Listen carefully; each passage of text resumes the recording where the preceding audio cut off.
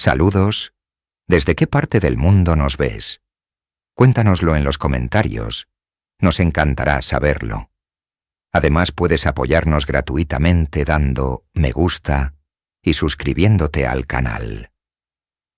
El trono del crisantemo, la monarquía continua más antigua del mundo, se ahogaba en sus propias tradiciones milenarias. Rígido, aislado y al borde de la irrelevancia en un mundo moderno, su colapso parecía inminente. Pero entonces, una mujer, una plebeya, cruzó el umbral prohibido del palacio. No sabía que su amor la condenaría a una jaula de oro, ni que su fortaleza sería la única fuerza capaz de salvar un imperio del olvido. Esta es la historia de cómo una mujer salvó al trono del colapso total. En el corazón de la nación más antigua del mundo, yace una institución que desafía el tiempo, el trono del crisantemo de Japón. Su linaje, según la mitología, se remonta a más de 2600 años, directamente hasta la diosa del sol, Amaterasu. Es el trono hereditario continuo más antiguo del planeta, un símbolo de permanencia en un mundo en constante cambio.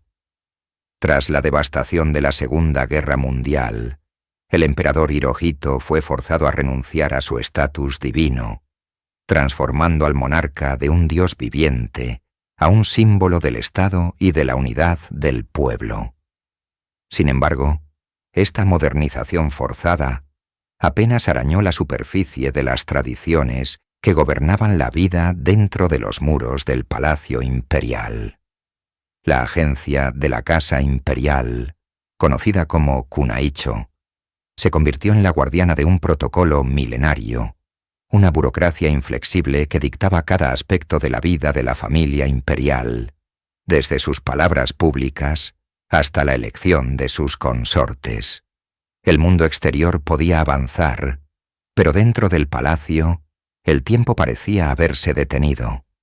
Las consortes imperiales debían provenir exclusivamente de un círculo cerrado de la antigua aristocracia, las familias Kazoku.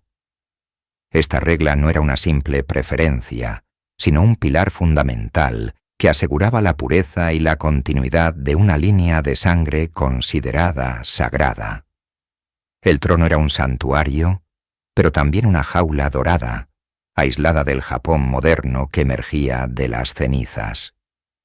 En este entorno hermético y sofocante, cualquier desviación de la norma no era vista como un progreso, sino como una amenaza existencial para el propio fundamento del imperio. El escenario estaba preparado para una crisis sin precedentes, una donde la rigidez de la tradición chocaría frontalmente con la fuerza más impredecible de todas: el amor, lejos de los silenciosos y sombríos pasillos del Palacio Imperial, en el vibrante Japón de la posguerra.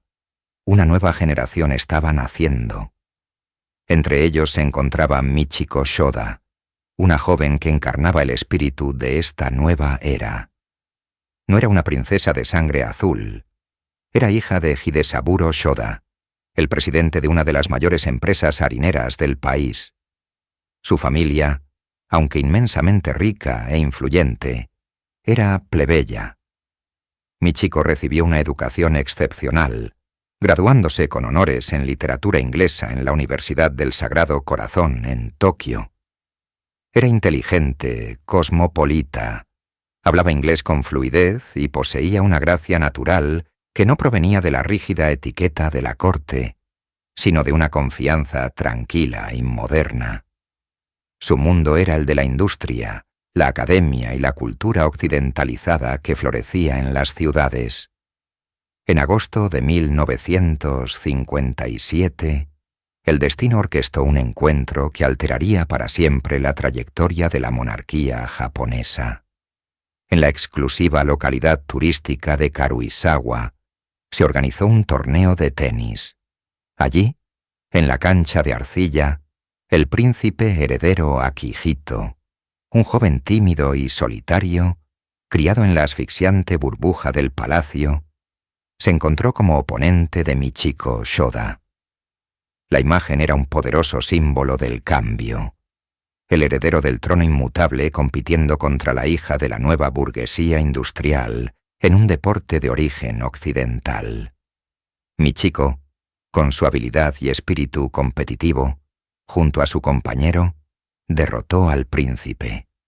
Pero en esa derrota, Akihito encontró algo que nunca había conocido dentro de los muros de su palacio: una conexión genuina con una igual. Quedó cautivado no solo por su belleza, sino por su inteligencia, su carácter y su espíritu libre. Sin saberlo, en esa cancha de tenis, la tradición de 1000 años acababa de recibir su primer y más significativo desafío. El encuentro en la cancha de tenis no fue un simple pasatiempo de verano. Para el príncipe heredero Akihito, fue una revelación. Comenzó a buscar activamente la compañía de Michiko, organizando encuentros y comunicándose por teléfono. Un acto en sí mismo revolucionario para un miembro de la familia imperial. Por primera vez en la historia japonesa, un futuro emperador no estaba aceptando un matrimonio arreglado con una candidata de la aristocracia, sino que estaba persiguiendo un amor nacido de la elección personal. Esta audacia envió ondas de choque a través de la élite conservadora de Japón. La agencia de la Casa Imperial se opuso frontalmente. Para ellos, la idea de una plebeya, sin importar cuán rica o educada fuera, sentada en el trono del crisantemo como emperatriz, era un anatema, una profanación de la sangre sagrada. Argumentaron que su origen la hacía inadecuada para comprender y ejecutar los complejos ritos sintoístas y las insondables tradiciones de la corte. La oposición más feroz, sin embargo, provino de la propia madre de Akihito, la emperatriz Koshun. Proveniente de una de las ramas más antiguas de la familia imperial, veía la unión como una degradación inaceptable. A pesar de la inmensa presión, Akihito se mantuvo firme, amenazando con no casarse nunca si no podía hacerlo con Michiko. Mientras la élite se escandalizaba, el público japonés se enamoró de la historia. La prensa desató lo que se conoció como el Michi Boom, una fascinación nacional por la joven plebeya que había conquistado el corazón del príncipe. Se convirtió en un símbolo de la democratización y la modernidad. Finalmente, ante la inquebrantable determinación de Akihito y el abrumador apoyo popular, el Consejo de la Casa Imperial cedió. El 27 de noviembre de 1958, anunciaron oficialmente el compromiso. El amor había ganado la primera batalla, pero la guerra por la aceptación dentro de los muros del palacio apenas comenzaba. El día de la boda, el 10 de abril de 1959, fue una celebración nacional. Cientos de miles de personas salieron a las calles de Tokio para aclamar a la nueva princesa heredera. Para el mundo, era un cuento de hadas hecho realidad. Pero una vez que las puertas del palacio se cerraron, la realidad de Michiko se convirtió en una pesadilla psicológica. La principal arquitecta de su sufrimiento fue su suegra, la emperatriz Kōjun. Educada en la creencia de que el deber y la sangre estaban por encima de todo, nunca perdonó a Michiko por su origen plebeyo. Veía a su nuera no como la amada esposa de su hijo, sino como una intrusa que había contaminado el linaje imperial. Según múltiples informes y biografías posteriores, la emperatriz lideró una campaña de hostigamiento sutil pero implacable. Criticaba públicamente a Michiko por detalles insignificantes, por hablar demasiado en presencia del príncipe, por ser demasiado asertiva o por no adherirse a protocolos arcaicos que ni siquiera le habían enseñado. La emperatriz contaba con poderosos aliados dentro de la agencia de la Casa Imperial y entre las damas de la corte, muchas de las cuales provenían de la misma aristocracia que despreciaba a la nueva princesa. Este entorno tóxico aisló a Michiko por completo. Cada uno de sus movimientos era escudriñado, cada palabra malinterpretada. La joven vibrante y segura de sí misma que Akihito había conocido en la cancha de tenis comenzó a desvanecerse bajo el peso de la crítica constante y el acoso psicológico. Sufrió varias crisis nerviosas y, en un periodo de profunda depresión, perdió la voz durante meses, una condición conocida como afonía psicógena. El Michi Boom, que la celebraba fuera del palacio, contrastaba brutalmente con el silencioso tormento que soportaba en su interior.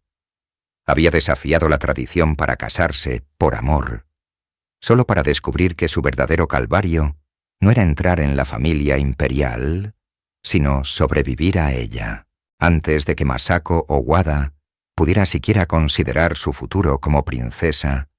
Tuvo que enfrentarse a una de las instituciones más antiguas y poderosas de Japón, la agencia de la Casa Imperial, o Kunaicho.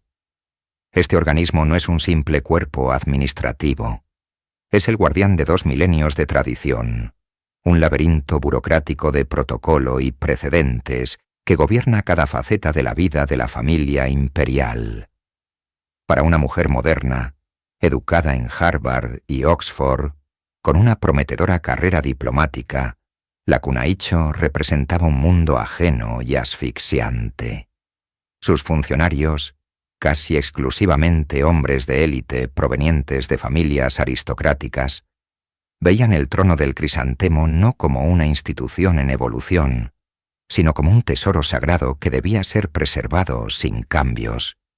Desde el ángulo exacto de una reverencia hasta las palabras precisas permitidas en una conversación pública, todo estaba meticulosamente regulado. La espontaneidad era un anatema, la individualidad una amenaza. La agencia controlaba su agenda, su vestuario, sus discursos e incluso sus visitas familiares. Masako, una negociadora experta acostumbrada a la libertad intelectual y al debate, se encontró frente a un muro de silencio y tradición. Le fue asignado un séquito de damas de compañía y chambelanes, cuya lealtad principal no era hacia ella, sino hacia la propia agencia y sus reglas inquebrantables. Se esperaba que abandonara su pasado, que silenciara su voz educada y que se convirtiera en un símbolo silencioso. La batalla por su identidad ni siquiera había comenzado, pero el campo de batalla ya estaba definido. Sería ella contra el peso insondable de la tradición imperial, encarnada por la inflexible Kunaicho. El 9 de junio de 1993, Japón se detuvo. Millones de personas se agolparon en las calles de Tokio y se congregaron frente a sus televisores para presenciar la boda del príncipe heredero Naruhito con Masako Owada. Fue un espectáculo de esplendor antiguo que fusionaba la esperanza de un futuro moderno. La ceremonia sintoísta, celebrada en la intimidad del santuario Kashikodokoro en el Palacio Imperial, fue un ritual cargado de simbolismo. Masako, envuelta en un unihitoe, un exquisito kimono de 12 capas que pesaba más de 15 kilogramos, parecía una figura sacada de un pergamino milenario. Cada capa, cada color, cada movimiento era parte de una coreografía sagrada transmitida a través de generaciones. Para el público, esta unión era un cuento de hadas. El príncipe que esperó pacientemente a su amada y la brillante plebeya que finalmente aceptó su destino.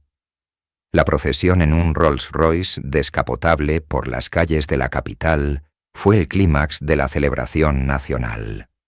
La pareja sonreía y saludaba a una multitud eufórica que veía en Masako un soplo de aire fresco, una embajadora global que podría modernizar la monarquía más antigua del mundo. Sin embargo, detrás de la sonrisa y el saludo, se ocultaba una realidad abrumadora. Con cada vítores y cada flash de las cámaras, el peso de la corona se asentaba más firmemente sobre sus hombros. Al cruzar el umbral del palacio como princesa heredera, Masako dejaba atrás no solo su apellido, sino también su autonomía. La boda no fue solo la unión de dos personas, fue la absorción de una mujer vibrante y cosmopolita en una institución que exigía la sumisión total al deber y la tradición. La euforia de la boda se desvaneció rápidamente, dando paso a la silenciosa y opresiva realidad de la vida en el Palacio Togu. Para la princesa Masako, el hogar imperial se convirtió en una jaula de oro. Su anterior vida de viajes internacionales, debates intelectuales y reuniones diplomáticas fue reemplazada por una rutina monótona y aislada, dictada enteramente por la agencia de la Casa Imperial. El contacto con sus antiguos amigos y colegas fue severamente restringido. Sus llamadas telefónicas monitoreadas. Perdió la simple libertad de caminar por la calle o entrar en una librería sin un plan meticulosamente aprobado y un séquito de seguridad. Cada día estaba lleno de rituales, lecciones sobre la historia imperial, poesía waka y caligrafía. Aunque importantes, estas actividades no podían llenar el vacío dejado por su vibrante carrera. La presión más inmensa y explícita, sin embargo, era la de producir un heredero varón. En una monarquía que prohíbe la sucesión femenina, el futuro del trono del crisantemo recaía directamente sobre ella. Cada mes que pasaba sin noticias de un embarazo, aumentaba el escrutinio de los medios y la impaciencia de la Kunoichi.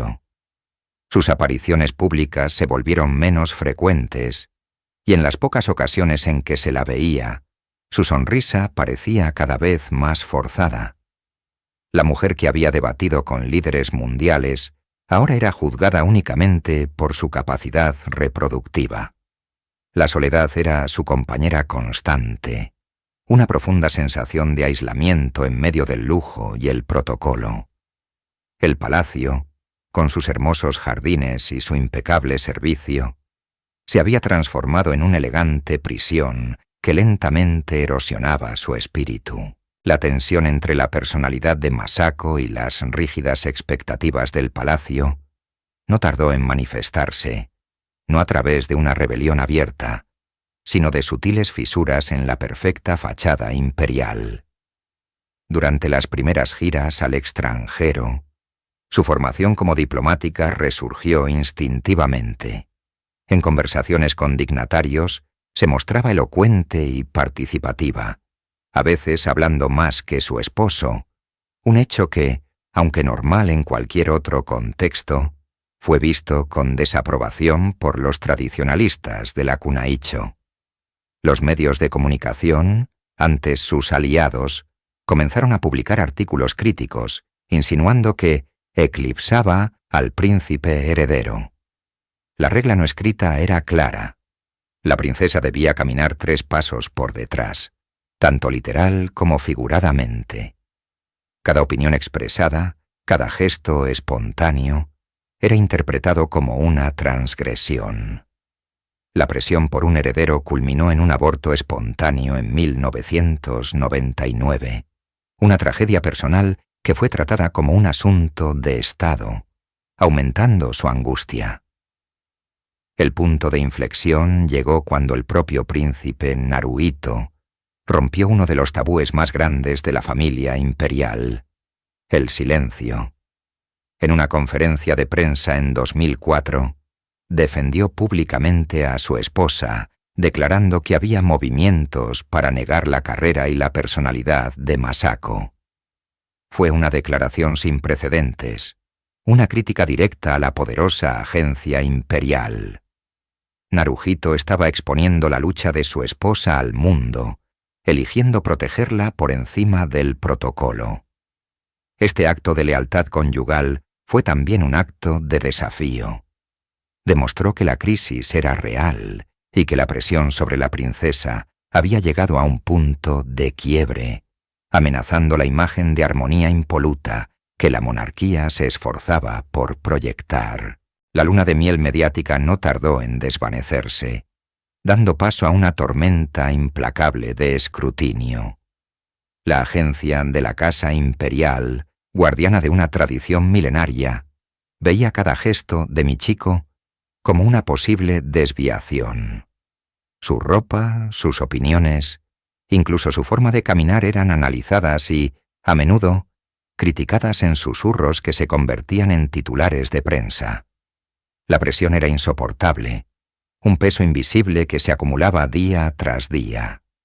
Los medios que una vez la adoraron, ahora la presentaban como una plebeya ambiciosa que no entendía su lugar. Se la acusaba de ser demasiado occidental, demasiado asertiva, demasiado diferente. Cada intento por modernizar sutilmente su rol o por tener una vida familiar más cercana era recibido con una resistencia feroz desde el corazón del palacio. La emperatriz Nagako, su suegra, encabezaba la facción conservadora, viendo en Michiko una amenaza al orden establecido. Este acoso constante y la profunda soledad que sentía dentro de los muros dorados de su jaula comenzaron a cobrar un precio físico. En 1963, tras sufrir un aborto espontáneo, la princesa heredera colapsó. El estrés psicológico se manifestó de una manera aterradora y simbólica. Perdió completamente la voz. Durante 7 meses, Michiko no pudo pronunciar una sola palabra. Su silencio se convirtió en un grito ensordecedor contra un sistema que intentaba anularla. Fue un periodo oscuro, una retirada forzosa del mundo que la juzgaba, donde solo el apoyo incondicional de su esposo Akihito le sirvió de ancla. Esta afonía nerviosa no fue solo una enfermedad, fue la manifestación física de un alma silenciada, un dramático testimonio de la batalla personal que libraba lejos de las cámaras. En medio de la adversidad y la recuperación de su voz, un rayo de esperanza iluminó el palacio y la nación entera. El 23 de febrero de 1960, la princesa Michiko dio a luz a su primer hijo, el príncipe Naruhito. El nacimiento de un heredero varón directo al trono del crisantemo fue un acontecimiento de inmensa importancia nacional. Aseguraba la línea de sucesión y traía una alegría palpable a un país que había seguido cada paso de la pareja imperial. Las celebraciones resonaron por todo Japón, y por un momento, las críticas contra la princesa parecieron acallarse.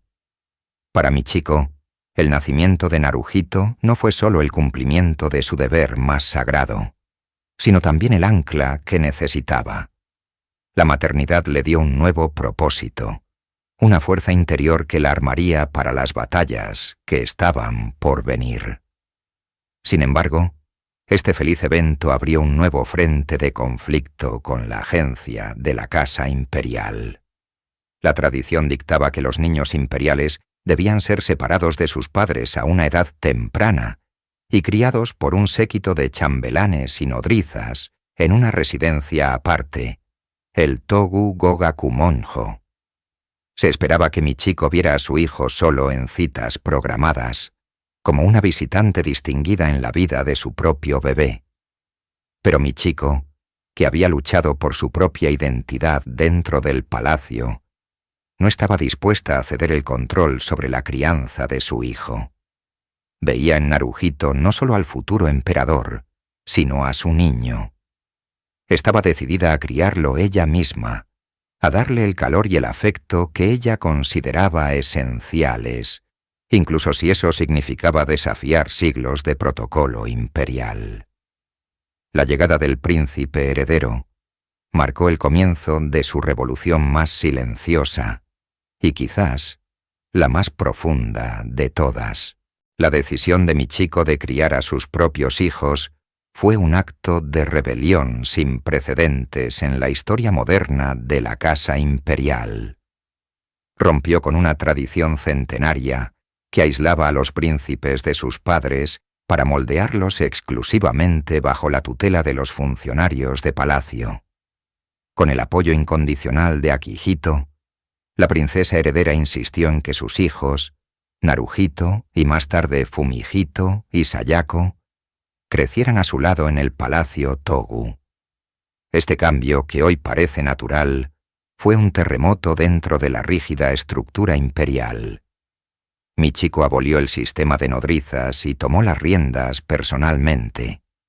Se hizo famosa la imagen de la princesa en la cocina del palacio, preparando cajas de bento para que sus hijos llevaran a la escuela.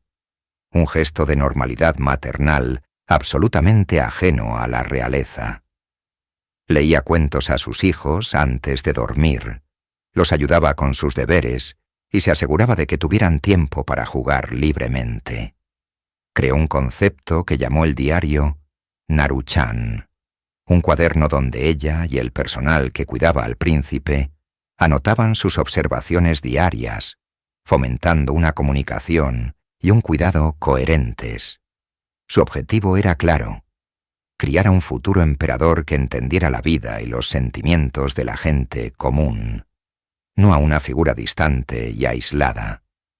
Quería que sus hijos experimentaran el amor familiar directo, el consuelo y la disciplina de una madre presente.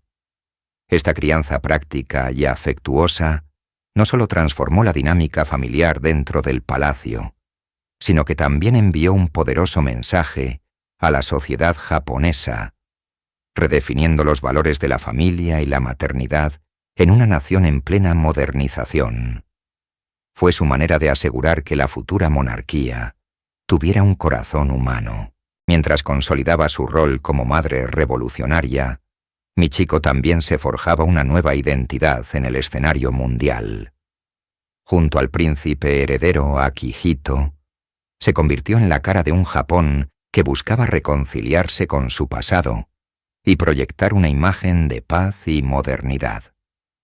Sus viajes internacionales se convirtieron en misiones diplomáticas de un poder incalculable.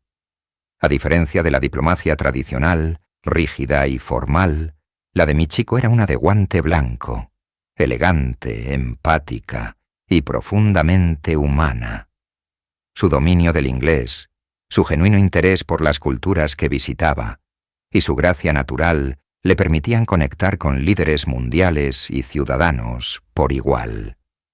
En una época en que los recuerdos de la Segunda Guerra Mundial aún estaban frescos, la presencia de la pareja heredera ayudó a sanar heridas.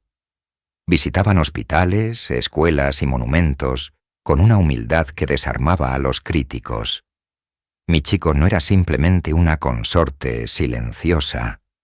Participaba activamente en las conversaciones, demostrando un conocimiento profundo de la política y la cultura. Se cuenta que en una visita a Estados Unidos, impresionó a todos con su inteligencia y su capacidad para hablar de temas complejos, desde el arte hasta la economía. Su estilo impecable pero sobrio también se convirtió en una forma de comunicación, representando una estética japonesa moderna y sofisticada. Ella y Akihito formaron un equipo formidable, presentando una monarquía accesible y compasiva. A través de esta diplomacia suave, Michiko ayudó a reconstruir puentes y a redefinir la percepción global de la monarquía japonesa, transformándola de una institución arcaica y militarista en un símbolo de la nueva identidad pacífica y cultural de Japón. La vida dentro del Palacio Imperial, lejos de ser un cuento de hadas, se convirtió en una jaula dorada para Michiko.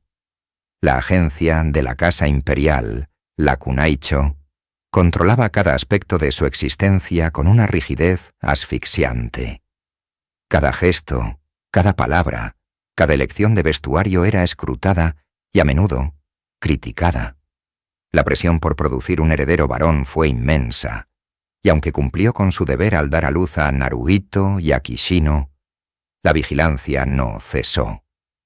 Los medios de comunicación, que una vez la adoraron, se volvieron contra ella, publicando críticas feroces y, a menudo, infundadas, orquestadas por facciones conservadoras dentro y fuera del palacio, que nunca aceptaron a una plebeya.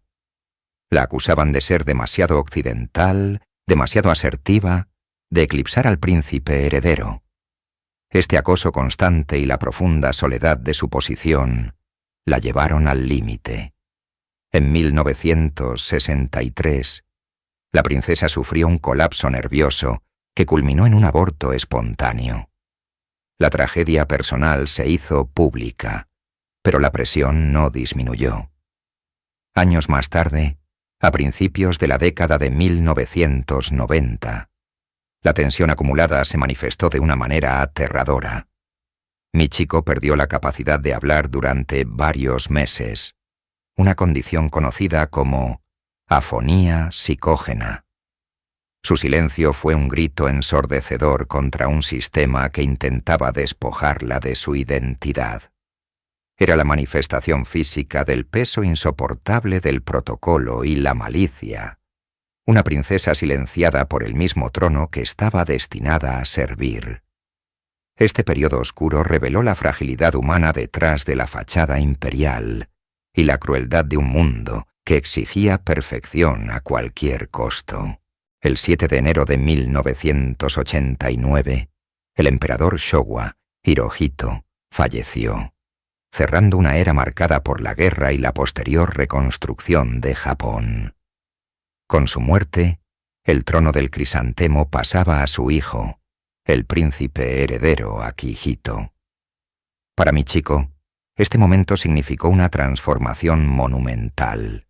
Dejó de ser la princesa heredera para convertirse en la emperatriz de Japón, la primera plebeya en la historia en alcanzar tal posición. La transición no fue solo un cambio de título, sino la asunción de una carga simbólica y espiritual inmensa. Las ceremonias de ascensión, imbuidas de antiguos ritos sintoístas y un protocolo milenario, fueron un espectáculo de tradición y solemnidad. Michiko, vestida con el Junihitoe, un complejo atuendo de 12 capas, participó en rituales que la conectaban con una línea de sucesión que se remonta a más de 2 milenios. El peso de la corona no era solo físico, era el peso de la historia, de las expectativas de 125 millones de personas y de la responsabilidad de ser el símbolo femenino de la unidad de la nación. A diferencia de sus predecesoras, que permanecían en la sombra, Michiko estaba decidida a redefinir el rol de emperatriz junto a su esposo. Sabía que su visibilidad y su origen plebeyo le otorgaban una oportunidad única para modernizar y humanizar una institución que corría el riesgo de volverse irrelevante. El desafío era monumental: honrar el pasado sagrado mientras forjaba un camino nuevo y más cercano al pueblo. La era Heisei, alcanzar la paz, había comenzado, y ella estaba en su epicentro, lista para soportar el peso de la corona, con una gracia y fortaleza forjadas en décadas de adversidad. Con el inicio de la era Heisei, el emperador Akihito y la emperatriz Michiko se embarcaron en una misión silenciosa pero revolucionaria: desmantelar el muro invisible que separaba al trono del crisantemo de su pueblo. Durante siglos, el emperador había sido una figura divina, distante e inaccesible. Akihito y Michiko buscaron transformar esa imagen en la de un símbolo cercano y compasivo. Su método fue radical en su simplicidad: estar presentes. Cuando un desastre natural golpeaba a Japón, como el gran terremoto de Hanshin en 1995 o el tsunami de 2011, los emperadores no enviaban simplemente un mensaje desde el palacio. Viajaban a los refugios de evacuación, se arrodillaban sobre tatamis junto a los sobrevivientes, los miraban a los ojos y los escuchaban. Este acto de arrodillarse, de ponerse al mismo nivel que sus súbditos en momentos de sufrimiento, rompió con más de 1000 años de protocolo imperial. Era una muestra de empatía sin precedentes que conmovió profundamente a la nación. La emperatriz Michiko fue la fuerza impulsora de este nuevo estilo. Su propia experiencia de sufrimiento y aislamiento le había dado una profunda capacidad para conectar con el dolor ajeno. Se convirtió en una figura maternal para la nación, ofreciendo consuelo no con grandes discursos, sino con gestos de genuina humanidad.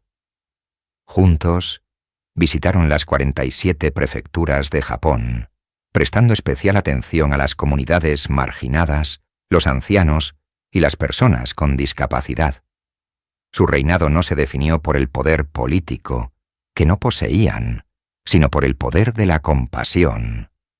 La era Heisei se convirtió, tal como su nombre prometía, en una era de paz, caracterizada por una monarquía que curaba heridas y unía a la gente a través de la cercanía y el respeto mutuo.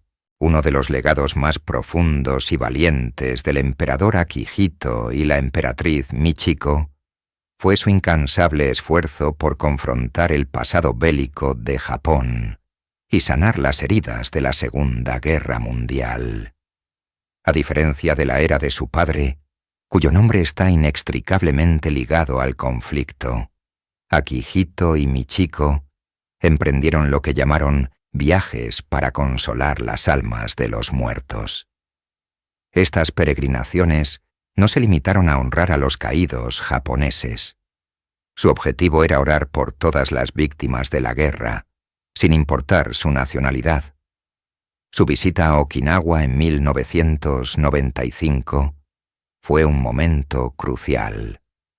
La isla había sido escenario de una de las batallas más sangrientas del Pacífico y albergaba un fuerte sentimiento anti-establishment. La pareja imperial se enfrentó a protestas e incluso a un intento de ataque con un cóctel Molotov, pero se mantuvieron firmes en su propósito. En el Monumento de la Paz se inclinaron profundamente no solo ante las tumbas de los soldados japoneses, sino también ante los nombres de los soldados estadounidenses y los civiles coreanos y okinawenses que perecieron. Este acto de reconocimiento inclusivo fue un mensaje poderoso. Extendieron estas misiones de reconciliación más allá de las fronteras de Japón, visitando lugares de feroces combates como Saipán, Palaos y Filipinas. En cada lugar ofrecían flores y oraciones silenciosas, expresando un profundo remordimiento por el sufrimiento causado por el Japón imperial. La emperatriz Michiko, siempre a su lado, era una presencia de dignidad y compasión silenciosa. Estos viajes eran diplomáticamente complejos y a menudo controvertidos en casa, pero demostraron su firme convicción de que la paz futura solo podía construirse sobre un reconocimiento honesto del pasado. La verdadera revolución de Michiko no se libró con edictos ni con poder político, sino con gestos. Durante siglos, el emperador de Japón fue una deidad viviente, y su consorte una figura etérea, oculta tras los muros de bambú y papel del palacio imperial. Michiko, con una determinación silenciosa, demolió esos muros. Se convirtió en el puente viviente entre la institución más antigua del mundo y el pueblo japonés moderno. Su enfoque era radicalmente humano. Tras el devastador terremoto de Kobe en 1995, y nuevamente después del tsunami de 2011, las imágenes de la emperatriz arrodillándose sobre el suelo de refugios improvisados para hablar cara a cara con los sobrevivientes dieron la vuelta al mundo. Este acto, que hoy podría parecer normal para una figura pública, era un cataclismo protocolario en Japón. Rompía con la tradición que dictaba que nadie podía mirar al emperador o a la emperatriz desde una posición más elevada. Ella no solo se arrodillaba, escuchaba, consolaba y compartía el dolor de su gente. Se deshizo de los guantes para poder tocar las manos de los ancianos y los niños, un contacto físico directo que simbolizaba una conexión emocional hasta entonces inexistente. Michiko entendió que la supervivencia del trono del crisantemo en la era de la posguerra no dependía de su divinidad, sino de su relevancia. Al mostrar una empatía genuina y una humildad inquebrantable, no solo se ganó el corazón de la nación, sino que también ancló a la monarquía en la realidad del Japón contemporáneo. Ella transformó la figura de la emperatriz de un ícono distante a una matriarca nacional, la personificación del consuelo y la resiliencia. El 30 de abril de 2019, la era Heisei, la era de alcanzar la paz, llegó a su fin. Por primera vez en más de 200 años, un emperador japonés abdicaba del trono. La decisión del emperador Akihito, apoyada incondicionalmente por Michiko, fue el acto final y culminante de su misión conjunta: modernizar y humanizar la monarquía. La abdicación no fue una retirada, sino una declaración de principios. Akihito, con su salud en declive, temía que su incapacidad para cumplir plenamente con sus deberes pudiera afectar el funcionamiento del Estado y la conexión con el pueblo. Fue un acto de responsabilidad, pero también estuvo teñido de una profunda melancolía personal. Para Michiko, representaba el cierre de un ciclo de casi 60 años de servicio público ininterrumpido. Un servicio que le había costado su voz, su salud y su privacidad. Las ceremonias de abdicación fueron un espectáculo de tradición milenaria, solemnes y cargadas de un simbolismo abrumador. En cada aparición pública, la emperatriz Michiko se mantuvo un paso detrás de su esposo. Su rostro una máscara de serenidad que apenas ocultaba el peso emocional del momento. Este no era solo el fin de un reinado, era el fin de su propósito de vida definido por el deber. El dolor de un deber cumplido residía en la paradoja de su éxito. Habían logrado acercar tanto el trono al pueblo que ahora, al retirarse, dejaban un vacío palpable. El Japón que se despedía de ellos era un país que había aprendido a ver a sus emperadores no como dioses, sino como seres humanos dedicados, falibles y, sobre todo, dignos de un profundo afecto. Su partida del escenario público fue su último acto de servicio, asegurando una transición suave y demostrando que el deber para ellos también incluía saber cuándo dar un paso al costado. Cuando las puertas del palacio se cerraron tras la abdicación, el legado de la emperatriz Michiko ya estaba cimentado en el alma de Japón. Su impacto trasciende las fotografías y los titulares. Es un cambio sísmico en la percepción de la monarquía más antigua del planeta. Michiko no heredó un papel, lo forjó. Transformó la posición de emperatriz consorte de una figura ceremonial y silenciosa a una de servicio activo, con pasión visible y fortaleza moral. Su legado principal es la monarquía de la gente. Demostró que la autoridad imperial en el siglo XX y XXI no provenía del misterio divino, sino de la conexión humana. Al criar a sus propios hijos, rompiendo con la tradición de separarlos de sus padres, al insistir en una cocina en su propio apartamento dentro del palacio y al arrodillarse ante sus súbditos, redefinió los límites de lo posible para la realeza japonesa. Sufrió inmensamente bajo la presión de la agencia de la casa imperial, el Kunaicho, pero su resistencia pasiva y su inquebrantable dedicación a su visión finalmente prevalecieron. Se convirtió en un símbolo de resiliencia para millones de mujeres japonesas que enfrentaban sus propias batallas contra estructuras sociales rígidas. Además, su influencia se extiende a la nueva generación. La emperatriz Masako, que también ha luchado con las presiones del palacio, ahora sigue un camino que Michiko ayudó a despejar. El listón de la empatía y el compromiso público que ella estableció es ahora el estándar por el cual se juzgará a las futuras consortes. El legado de Michiko no es una corona ni un título, sino la idea revolucionaria de que el corazón del trono del crisantemo no reside en la sangre divina, sino en su capacidad para latir al unísono con el corazón de su pueblo. La era Reiwa ha comenzado y con ella una pregunta fundamental se cierne sobre el futuro del trono del crisantemo. El emperador Naruhito y la emperatriz Masako han heredado un trono salvado de la irrelevancia por la labor de Akihito y Michiko, pero ahora enfrentan una crisis existencial de una naturaleza diferente: la supervivencia de su linaje. La ley de sucesión japonesa, inalterada durante siglos, prohíbe a las mujeres ascender al trono. Esta rígida ley de primogenitura agnaticia ha llevado a la familia imperial a un callejón sin salida demográfico. En la generación del emperador Naruhito, solo hay un heredero varón, su sobrino, el joven príncipe Hisahito. La línea de sucesión es peligrosamente delgada.